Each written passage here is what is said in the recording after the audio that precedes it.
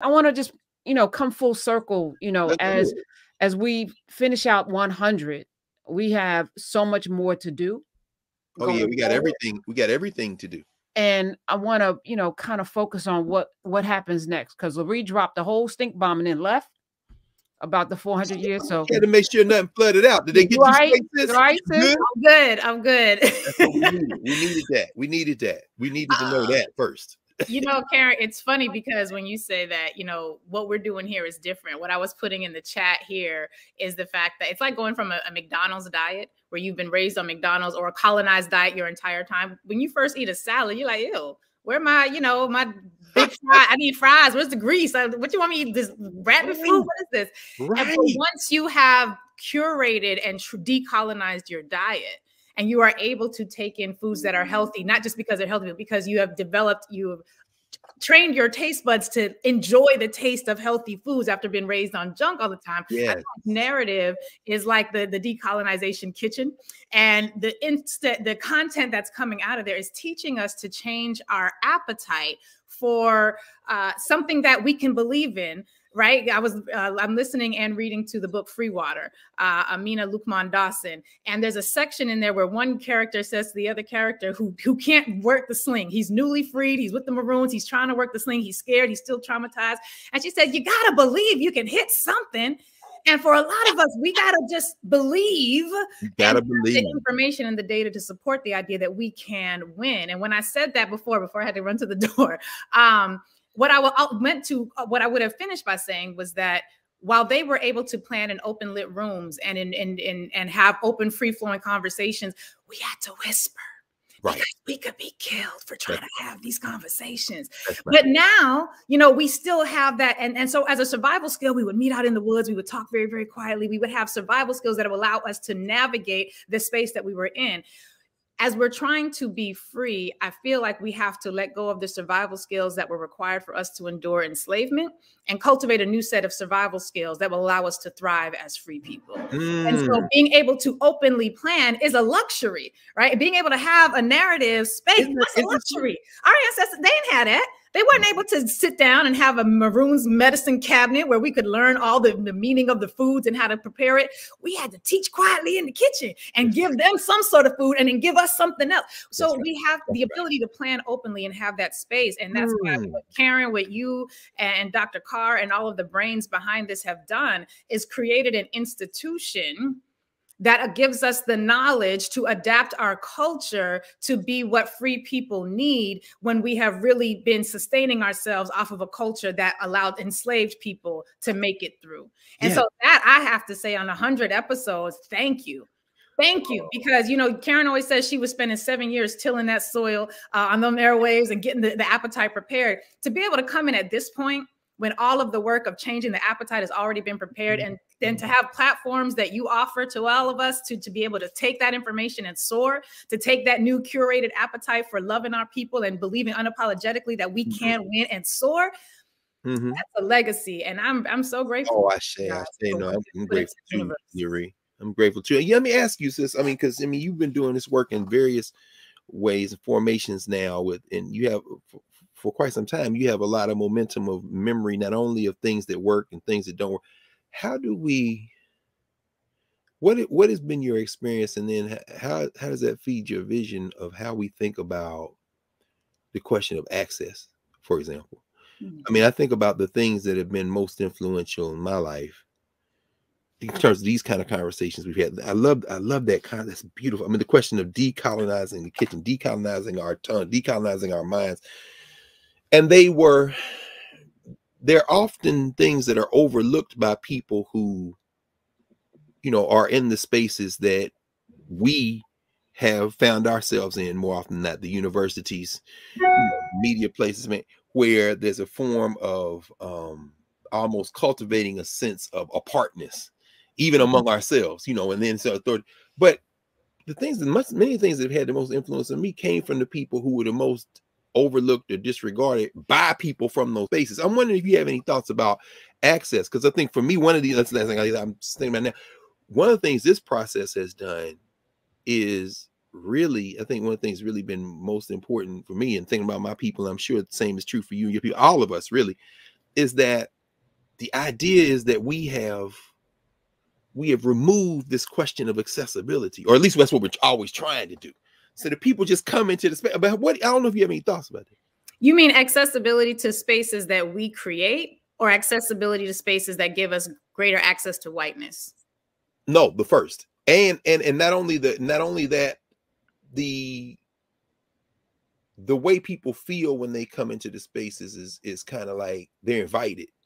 They're inviting spaces. I mean, I think about your work at Medgar Evers. I've always, I mean, and maybe that's a good example. From the first time I walked in Medgar Evers, you know, the energy, and by the energy, I don't even mean administration. I just mean the people. Right.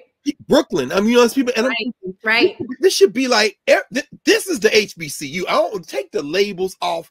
I mean, I would love to work in this place. You know what I'm saying? But then we understand that doesn't co-equal the structure. You know what I'm saying? So I'm just wondering if you have anything, because in this virtual space over these last couple of years, of course, we're seeing, of course, you do it every day on the airways. You come, I mean, people will tune in and say, "Oh God, thank God, I'm not crazy, and I'm learning, and I don't feel like they're telling me, okay, this is gonna close off, or there's something I'm not gonna understand." I don't know. I'm just wondering. Maybe I'm not even here. I don't know if you have any thoughts about any of that. So I feel like culturally we pride spaces that are inaccessible. Like we give them Yeah, that's right. You just drop bombs. If you think about it, Dr. Carr, like no, Greg, please. Everybody be calling me Dr. Carr. You know, that's never been a thing. I mean, but wow, go ahead. I'm sorry, I'm interrupt. Let me listen. Write My mother raised me with some autopsy. Okay, this Dr. Carr today. So when it comes when it comes to things that we place value on, we tend to more highly value spaces that we cannot access. And I've had a couple of guests on recently who have talked about sort of an African-centered way of viewing the world as opposed to a Eurocentric way of viewing the world. And one is integrative, and the community is the status of the community is the barometer for success, and that's in the Africanity approach. But in the Eurocentric approach, the status of the individual is the determination of success. And with that comes this notion that if it is exclusive, if it is not available to everybody, it's got to be more valuable. I think that's a very Eurocentric approach to institutions that distribute knowledge. It's a very Eurocentric approach to who has a right to knowledge. And when you are coming from an African-centered space that says, no, we all sit in a circle because a circle indicates that we are all able to learn from each other. Yeah, I may technically be the facilitator, but I'm a facilitator of knowledge that we are all co-creating. Right, yeah. And that is an African approach, I think, to information that I feel like has been very well replicated in this virtual space. So it's not that it's the fact that it is so accessible now that we have this new appetite is part of what makes it so attractive. Whereas in this other education paradigm, that, you know, that version you're jailbreaking, it's the exclusivity itself that gives it a greater sense of power and a greater sense of desirability. You speaking to my heart. No, seriously, that's so powerful. I mean, as somebody, like say, we both work at these educational institutions. I love the way you evoked the fam, because, you know, these are people who don't discriminate. It is so, you just gave us all. I know I'm sitting here scribbling, and I know it's being recorded, and we're gonna go back and look. But I mean, I like writing it as you're saying.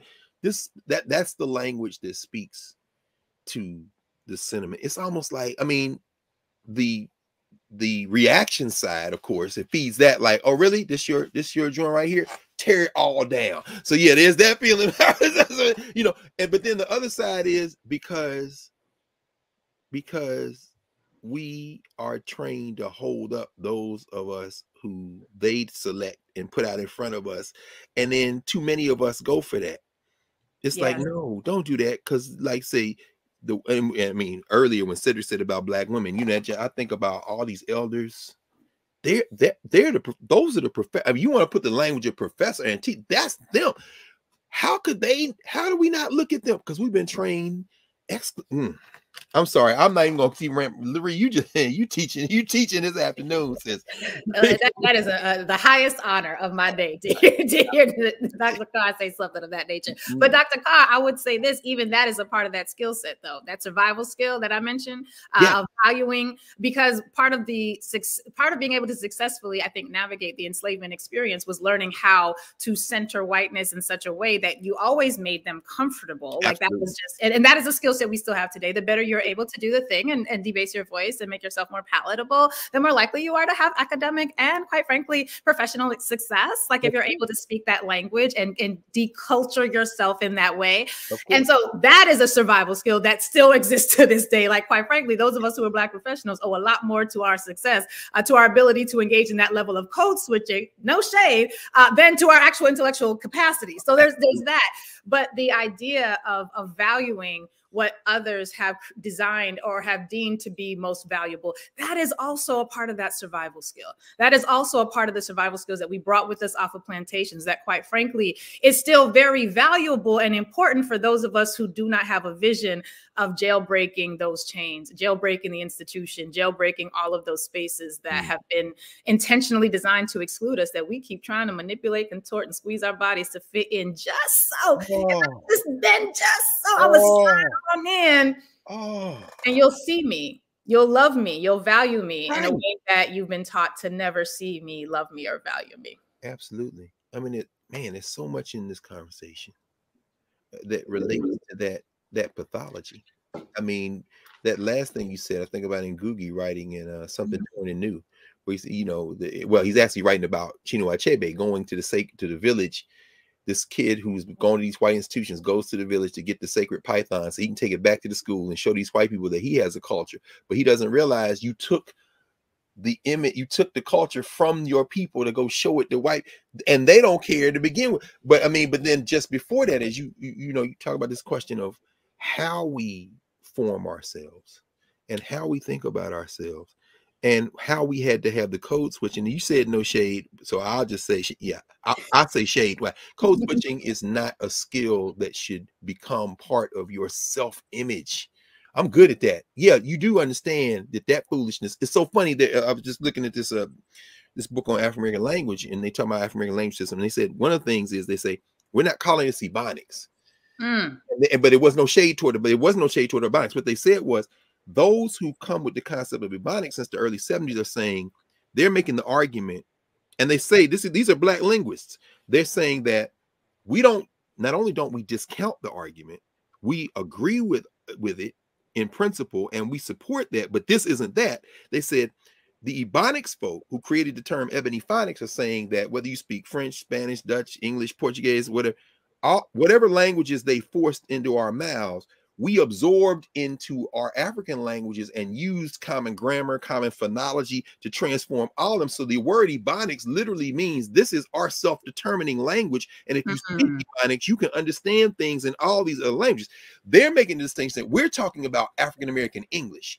So where our debate is on creolization, and it's important work, but AAE is not Ebonics. The difference is between you're on the periphery of, or a subsidiary of, or in conversation with this social structure. The Ebonics people are like English, French, Spanish, whatever. These sounds and vocabulary we absorbed into us. And the reason I'm raising that is because as you were talking, I mean, you're unfolding this just immediately before that, as you say, we developed these survival languages, these survival tools, these survival skills. And it made me think about how Carter Woodson sees what's coming almost. And he's like, look, I'm writing about, what I'm saying, what's going on. And I'm telling y'all, and he would never say this. I'm sure if he was here, he'd probably slap me in the back of the head, but I'm just going to say it this way. Jim Crow, in all its terrible reality, there are elements of it that are a gift.